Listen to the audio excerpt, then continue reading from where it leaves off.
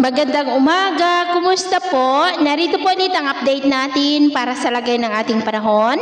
Ngayong umaga po ng March 5, 2024 na kung saan sa ngayon po ay patuloy pa rin ang pag-iral ng easterlies dito po sa ating bansa. Ito po ay mainit na hangin na nanggagaling po dyan sa may Pacific Ocean. At sa ating long range forecast ay wala pa rin pong bagyo na nakikita na tatawid dito po sa ating bansa hanggang po sa susunod na 2 linggo ay storm free po tayo. Kaya magtipid po tayo ng tubig dahil nahaharap po tayo sa dry season mula ngayong Marso hanggang po sa Mayo.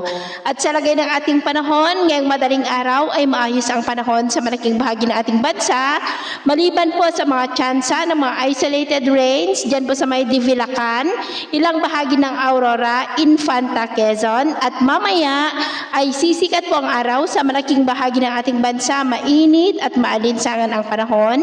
Maliban po sa mga tsansa ng maulap na kalangitan with isolated rains, dyan po sa silangang bahagi ng Isabela, sa may Maconacon, Divilacan, Palanan, ilang bahagi po ng Aurora, at dyan po sa may Infanta, Quezon. At mamayang hapon ay maayos pa rin ang panahon sa mas malaking bahagi ng ating bansa, maliban lamang sa mga tsansa po ng maulap na kalangitan with isolated rains, dyan po sa ilang bahagi ng Caraga at Davao Region. Kaya kung lalabas po tayo sa ating matahanan, ay ugaliin po natin lagi ang magdala ng payong panangga po natin sa init ng araw at proteksyon na rin po sa mga biglaang buhos ng ulan. At sa atin naman pong mga baybayin, wala po tayong nakataas na namang gale warning signals, pero iba yung pag-iingat lamang po kung papalaot tayo para po mas makaiwas sa mga sakunang pangkaragatan.